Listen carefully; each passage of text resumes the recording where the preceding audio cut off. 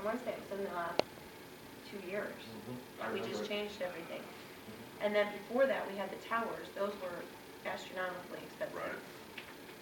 So, Speaking about the phones and the phone lines, I know that we were going back and forth with the lady that I was dealing with through AT&T and Cynthia.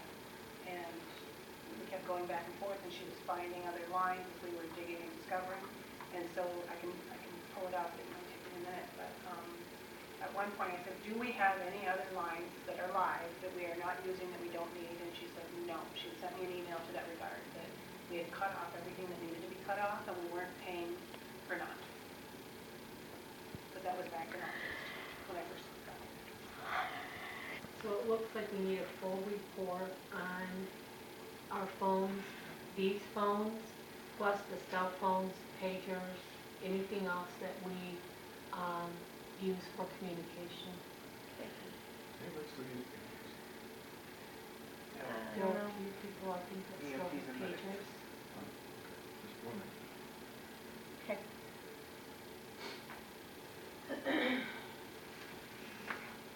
And those were the 3 questions that you had at the board meeting last week. So we're going to get back to Kim, if you don't mind.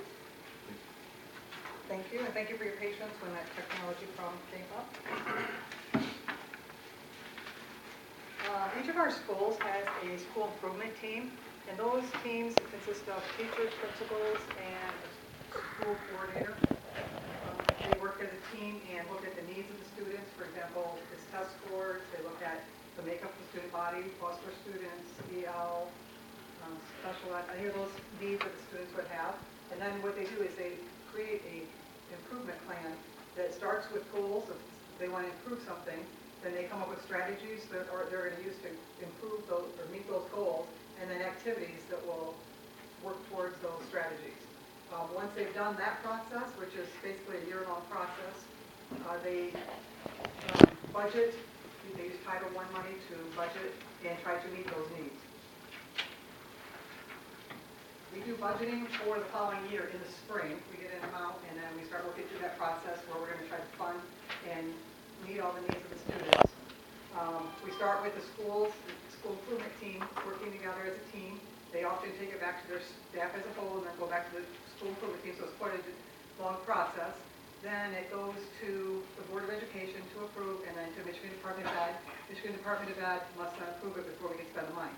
Once it's approved, then we can spend that money. It gets loaded into accounts, and we start spending the money, and we monitor how the money is being spent. For example, if we budget $10,000 towards something and it comes in at $8,000, the schools will pay attention to that extra $2,000 that they budgeted didn't spend, and then in the fall we have an opportunity to amend our budgets.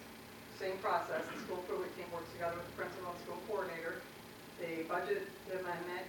We get that entered in the consolidated application, which you have a copy of right now. And each school can make changes. They can add things to spend out more money. They can change things, and they can also reduce amounts if something came in cheaper than they had anticipated. Or, for example, if they weren't able to fill a position. There are requirements as we go through this process. Supplements, not supplant, is probably the most talked about one. That basically means we can't use title money to pay for things that are district responsibilities, copy machines, desks, those kind of things. So we have to follow those rules as it goes. We also need to make sure we are spending our money in reasonable ways. We can't spend higher amounts than what something is valued at. And then we always have to come back to our focus. Our focus has got to be on the most needy of our students. We often want to go towards those level kids, but the whole purpose of title is to get those lowest students up to the level they want to be or need to be. Any questions on anything? What you're looking at is basically all the schools stapled together. Each one would have a section of pre-approved. Those are things that were approved previously that they haven't changed. And then the next section will be a combination of the added items and the increase and decrease. Sometimes they didn't really change much. Maybe somebody's insurance came in a bit higher or lower. So those kind of changes are reflected in there as well. So how do you handle the breakout between Title I, for example, 31A, or strictly federal? When we get our money, I run it through a program called the TIF, And that program, we put in certain, like our district costs, and then it takes the rest of the money and bases it on how many free and reduced students we have in each of their buildings. And the fact that we have CEP schools, that impacts it as well, as far as percentages. And that program actually tells me how much each school gets. And then in the meantime, we also have to consider if we have private school students, because we have to give them a share as well. This particular year, our private school has no students, but previous 2 years, they have had students. So that's the initial allocation, and then as the expenditures are happening, you have to record against each. Right, I just keep track of what's been spent, and so they're not allowed to overspend any particular line. Well, same process. Great. For Dave or others, could you remind everyone of the CVP designation?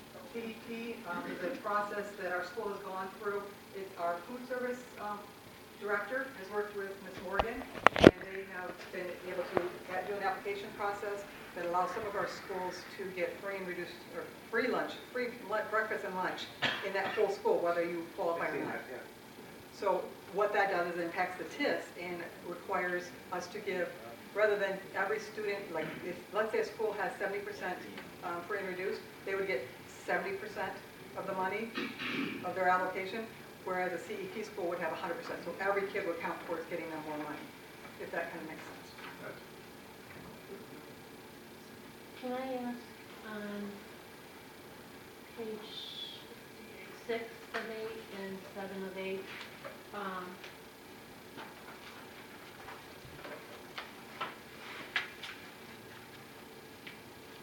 Are you in the I mean, in the very just beginning? beginning Okay, pages. perfect. So this is the district budget, Right. correct?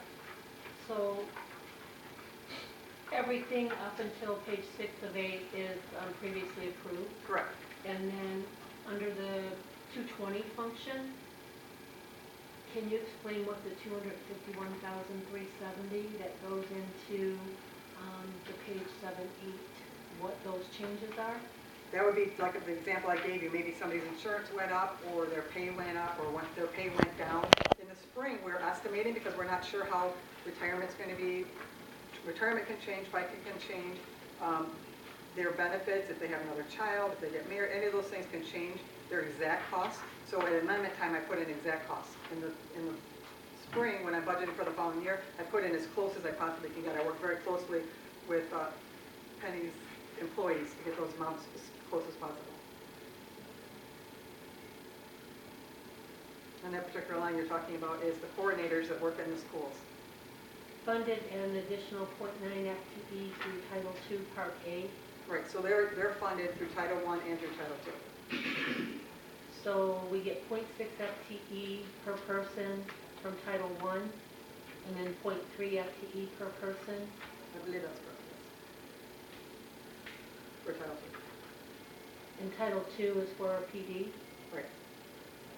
All right, and then one school improvement coordinator to assist in implementation of Title I SWP lead implementation. That's an additional position. We had 4 positions last year, and we still have 4 positions, but I'm not sure, let me read it. It's the person's fund is slightly different. Well, that person is doing more PD. They might not have any, they might have different percentages, so like less general fund or whatever. So their funding is just a little bit different. So I pull that person separate than the other 3 people. So which position is this? Whose That'll be position? Elizabeth. Okay. And then the last one, instructional learning cycles, You're on the next page. and that's 7 of 8, under 221.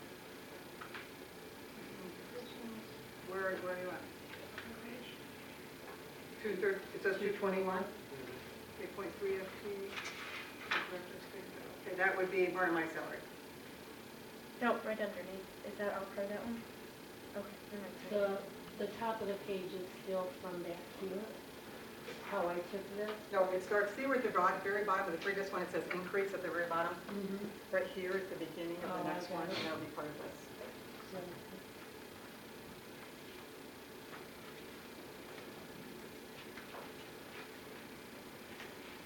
and by moving school improvement over here. We decreased the clerical support, decreased subs for clerical support. Correct. We changed the configuration of the secretaries. So .3 FTE for your position was under the 221, and then the 226 is .5 and .2. Point 2 is the general fund, and then point 5 is my administrative type monitoring of all the budgets.